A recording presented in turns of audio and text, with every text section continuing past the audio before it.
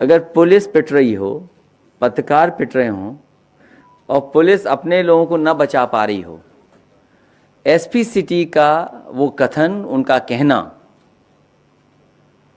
सरकार को स्वयं संज्ञान लेकर के उन दोषी लोगों के खिलाफ कार्रवाई कर देनी चाहिए।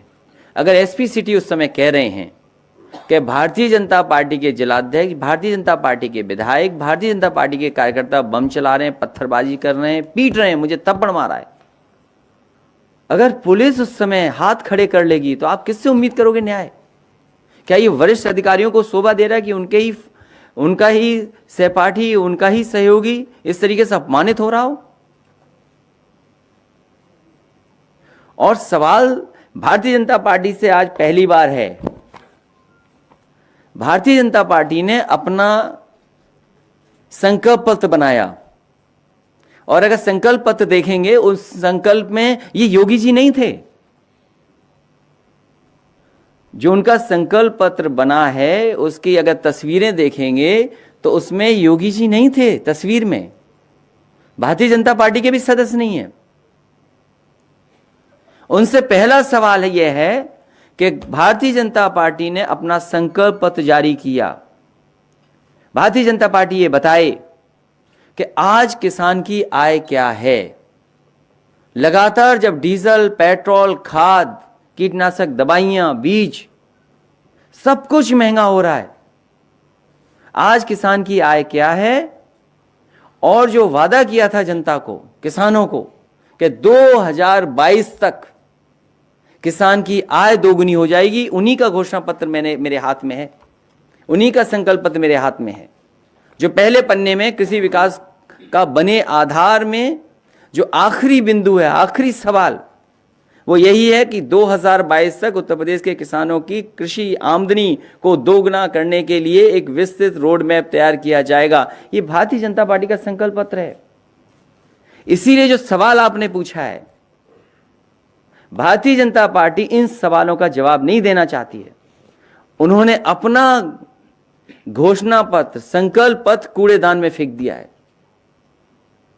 इसे भारतीय जनता पार्टी को सबसे पहले यह बताना चाहिए कि 4.5 साल में आपने कौन सा रोड मैप तय किया था जिससे किसान की आमदनी दोगुनी हो गई है। और भारतीय जनता पार्टी सरकार में है, ये बताए कि आज किसानों की आय क्या है। हमारे मुख्यमंत्री जी विकास पसंद नहीं करते हैं, इसीलिए दूसरी तरफ ले जाना चाहते हैं। उन्हें तो एक ही आता है, ठोको। नई जेसीबी एक नई मशीन ले आए हैं, एक जेसीबी मशीन जान गए या ठोको जान गए। उन्हें चलाना आता है जेसीबी मशीन के नहीं आता है, सवाल यह भी एक बड़ा है। खुद अगर बैठा दिया उस पे तो न जाने क्या क्या तोड़ देंगे। इसलिए पहला भारतीय जनता पार्टी से सवाल यही है कि किसानों की आज आय क्या है। और 2022 तक उन्होंने अपने घोषणा पत्र में वादा किया था कि किसानों की आमदनी को दोगुना कर देंगे।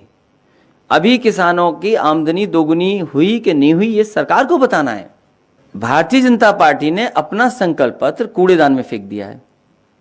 और क्योंकि इस संकल्प पत्र में मुख्यमंत्री जी की तस्वीर नहीं है, इसलिए उन्होंने कूड़ेदान में फेंक दिया इसको। तो ये सवाल पहला है जो उनका सबसे पहला किसानों के लिए लिखा गया, वो हम जानना चाहते हैं कि किसानों की आय दोगुनी कब तक होगी। 2022 के लिए लिखा है उन्होंने। विपक्ष की कोशिश होगी, समाजवादी पार्टी की कोशिश होगी, ज्यादा से ज्यादा दल को साथ ले लें।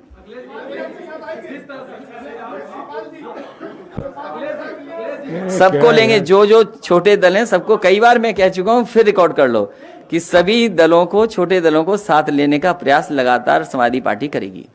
भारतीय जनता पार्टी जनता से नहीं लड़ सकती।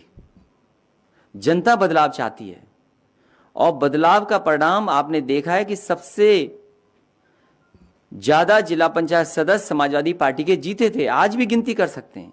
लेकिन जिस तरीके से भ्रष्टाचार, पैसे का और प्रशासन का इस्तेमाल हुआ है, उससे परिणाम बदले हैं। ये भारतीय जनता पार्टी कहती थी कि नोटबंदी से भ्रष्टाचार खत्म हो जाएगा, लेकिन पूरे उत्तर प्रदेश ने देख लिया है कि जिला पंचायत सदस्यों को और वीडीसीओ को कैसे मनाया। उत्तर प्रदेश की जनता भारतीय जनता पार्टी को हटाना चाहती है। जनता से ज्यादा संख्या नहीं है इनकी, जनता बदलाव चाहती है।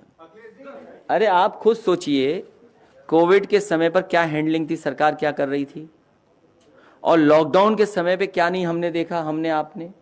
और जिन परिवारों के सदस्य चले गए हैं, जिनकी जान चली गई, मामूली सी दवाई मिल जाती, समय पर इलाज मिल जाता, अस्पताल में बेड मिल जाता, ऑक्सीजन मिल जाती, डॉक्टर देख लेते।